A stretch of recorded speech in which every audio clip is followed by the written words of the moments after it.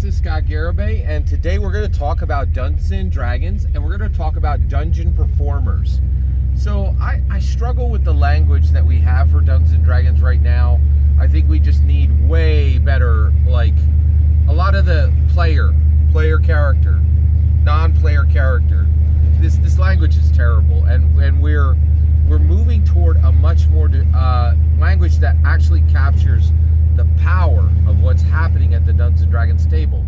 It's extremely important, and I feel like the language that we use to depict what's happening at the Dungeons and Dragons table, this is the important thing right now. This is what we're doing.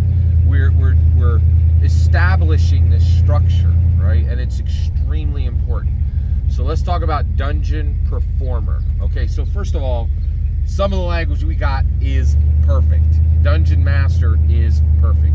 We mastered the dungeon, and exactly like Gary Gygax said on the cover of every Dragon magazine and beyond, we're mastering the dungeon, we're mastering life, right? Dungeon master is perfect language for dungeon, for what a dungeon master is and what they do. They are mastering dungeons, right? It's really the most absolute perfect description of what we do, right? But what about player? Dungeons and Dragons player.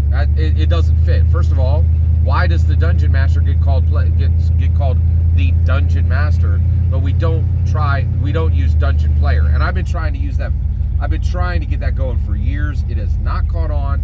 I really like dungeon player because it's saying, hey, this person doesn't play like OSE or some silly OSR or some silly indie game. This is a Dungeons and Dragons player. That's more important than 100 OSR players, more important than 100 indie players combined, right? Like this is the person who is engaging what Gary set down, right?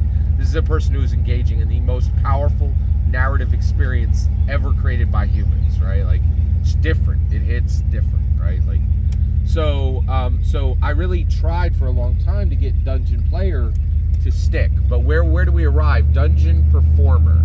So if you don't know, Newbie DM does what I do, high frequency, high passion on Twitter. He doesn't mess with YouTube, right?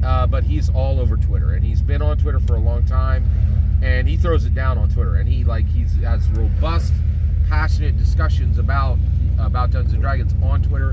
Does great thread breakdowns, actually receives early content, and he said, hey everybody, is everybody else uncomfortable hearing the word performer when we're talking about a Dungeons and Dragons player? And I am not uncomfortable with that. I think it's perfect, right? And the reality is, this is how we language correctly. Dungeon master, dungeon performer. Every single Dungeons and Dragons player at the table is a dungeon performer. And I think that it's really important to start to capture this correctly because, one, the Dungeons and Dragons players have been far less important to the Dungeons and Dragons experience for a long time. They just aren't as important as a dungeon master at the table.